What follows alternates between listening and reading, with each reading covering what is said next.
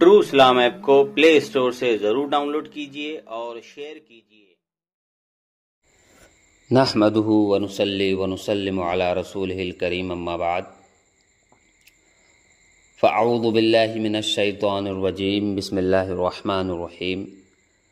الصلاة والسلام عليك يا رسول الله الصلاة والسلام عليك يا حبيب الله۔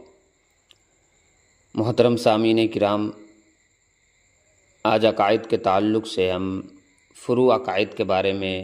بات کریں گے، جس کو ہم ظنی عقائد بھی کہتے ہیں۔ اس میں ہم جانیں گے کہ فروع عقائد کی تعریف کیا ہے، اس کا حکم کیا ہے، پھر اس کے ایگزامپل کو ہم آپ کے سامنے پیش کریں گے تاکہ سمجھنے میں اور زیادہ آسانی ہو۔ فروع عقائد وہ امور ہیں جو قرآن شریف، اجماع امت اور احادیث مشہورہ سے ثابت نہ ہو، بلکہ اخبار احاد یعنی وہ حدیثیں جس کو بہت کم لوگوں نے روایت کیا ہو، یا ان آیات معولہ سے ثابت ہو جن کے مرادی معنی میں اہل سنت و جماعت مختلف ہوں، جیسے نبی کریم صلی اللہ علیہ وآلہ وسلم اور حضرت موسیٰ علیہ السلام کے دنیا میں اللہ عز و جل کو دیکھنے کا مسئلہ، حسن و قبح عقلی یعنی اچھائی اور برائی کا عقل ادراک کر سکتی ہے کا مسئلہ، مشرکین کے بچوں کے جنت میں داخل ہونے کا مسئلہ، نبی کریم صلی اللہ علیہ وآلہ وسلم کو قیامت، روح اور تمام گزشتہ اور آئندہ واقعات جو لوح محفوظ میں ہیں بلکہ ان سے بھی زیادہ چیزوں کا علم دیے جانے کا مسئلہ، وفات یافتہ بزرگان دین سے مدد مانگنے کا مسئلہ، تیجا، 40واں، عرس و اذان قبر اور ان جیسی دوسری رسموں و معمولات اہل سنت کے اعتقاد کا مسئلہ، نبی کریم صلی اللہ علیہ وسلم کی نورانیت کا مسئلہ وغیرہ۔ فروع عقائد کا اگر کوئی شخص انکار کرے تب بھی وہ سنی مسلمان ہی رہتا ہے۔ اب اگر کسی تعویل کے بغیر ہی مانے تو وہ فاسق ہے، اور کسی تعویل کا سہارا لے کر نہ مانے تو فاسق بھی نہیں ہے، جیسا کہ تفسیرات احمدیہ میں ہے، یعنی مسجد اقصی تک معراج قطعی ہے، قرآن سے ثابت ہے، اور آسمان دنیا تک حدیث مشہورہ سے ثابت ہے، اور آسمانوں سے اوپر تک اخبار احاد سے ثابت ہے، تو پہلے کا منکر قطعی کافر ہے اور دوسرے کا منکر بددین گمراہ ہے اور تیسرے کا منکر فاسق ہے۔ تفسیرات احمدیہ صفحہ نمبر 387۔ نبی کریم صلی اللہ علیہ وآلہ وسلم کی نورانیت کے منکر کا حکم بیان کرتے ہوئے حضور شریف الحق امجدی علیہ رحمہ تحریر فرماتے ہیں، نبی کریم صلی اللہ علیہ وسلم کو نور ماننے کا عقیدہ صرف باب فضائل ہی تک محدود ہے، اس کے منکر کی نہ تکفیر جائز نہ تفسیق،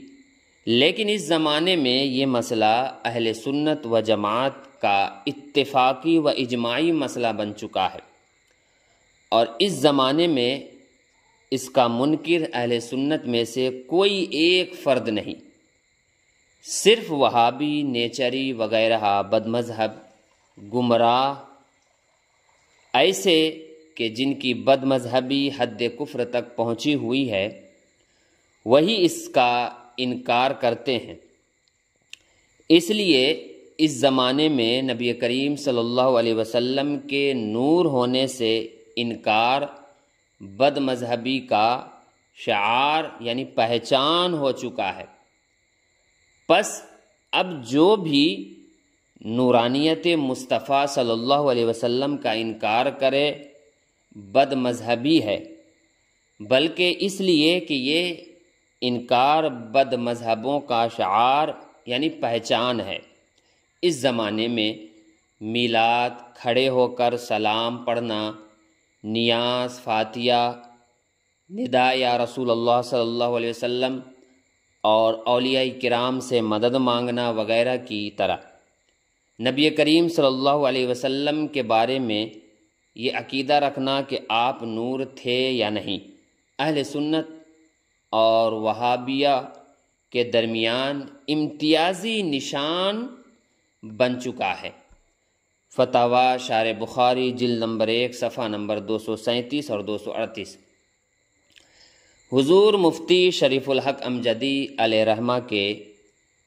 اس جملے اس کو وہابی بد مذہب کہہ سکتے ہیں کا مطلب ہرگز یہ نہیں ہے کہ واقعی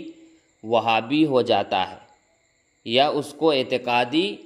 وہابی یا مطلقاً وہابی کہہ سکتے ہیں، اس لیے کہ اس صورت میں آپ کے کلام میں تضاد لازم آئے گا، کیونکہ آپ نے اس کے آگے پیچھے یہ 2 جملے بھی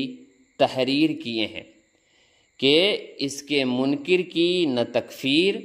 جائز نہ تفسیق، نہ اس لیے کہ یہ انکار بد مذہبی ہے۔ لہذا آپ کے کلام کو تضاد اور اختلاف والا ہونے سے بچانے کے لیے یہی کہنا پڑے گا کہ یہ مطلب ہرگز نہیں کہ وہ واقعی وہابی ہو جائے گا، یا اس کو اعتقادی وہابی یا مطلقاً وہابی کہہ سکتے ہیں، بلکہ اس کا مطلب صرف اتنا ہے کہ چونکہ دور حاضر میں ان شاعر اہل سنت کا انکار وہابیوں کا کام ہے، اس لیے اس نے وہابیوں کے جیسا کام کیا، پس وہ عملی وہابی ہے، جیسے جھوٹا مسلم عملی منافق ہے اور بے نمازی عملی کافر، اور جس طرح عملی منافق کو مطلقاً منافق اور عملی کافر کو مطلقاً کافر کہنا جائز نہیں، جیسا کہ فتاوی فیض الرسول میں منافق کی عملی اور اعتقادی تقسیم کے بعد لکھا ہے، کسی سنی صحیح العقیدہ کو جھوٹ وغیرہ کی وجہ سے منافق کہنا جائز نہیں۔ فتاوی فیض الرسول حصہ 1 صفحہ نمبر 142۔ اسی طرح کسی عملی وہابی کو مطلقاً وہابی کہنا بھی جائز نہیں، ہاں اگر ان شعائر کا انکار بدعت، گمراہی اور بد مذہبی ہوتا تو بلا شبہ اس کو وہابی کہا جا سکتا تھا، کیونکہ وہابیت جو ہے وہ سنیت کے مقابل ہے، نہ کہ اس کی فرع۔ لیکن جب بقول حضور شارح بخاری مفتی شریف الحق امجدی علیہ رحمہ اس کے منکر کی نہ تکفیر جائز نہ تفسیق یعنی تکفیر و تذلیل، کافر اور بد مذہبی درکنار، تفسیق بھی جائز نہیں، تو ان شاعر اہل سنت کے منکرین کو مطلقاً وہابی کہنے کی کوئی گنجائش نہیں ہے، جبکہ وہ ضروریات دین اور ضروریات اہل سنت میں سے کسی بات کا منکر نہ ہو، اس لیے کہ ضروریات اہل سنت کا انکار ہی سے سنیت سے نکلتا ہے، فروع عقائد کے انکار سے نہیں۔ تو محترم سامعین کرام، آج کے درس میں ہم نے جانا فروع عقائد کے تعلق سے، اس کی تعریف کو ہم نے جانا اور اس کے حکم کو ہم نے جانا۔ تو آپ حضرات سے گزارش ہے کہ اس ویڈیو کو زیادہ سے زیادہ شیئر کریں تاکہ اور لوگ بھی ان معلومات کو حاصل کر سکے۔ اللہ تبارک و تعالی ہم سب کو توفیق دے۔ استغفر اللہ ربی من کل ذنب و اتوب الیہ۔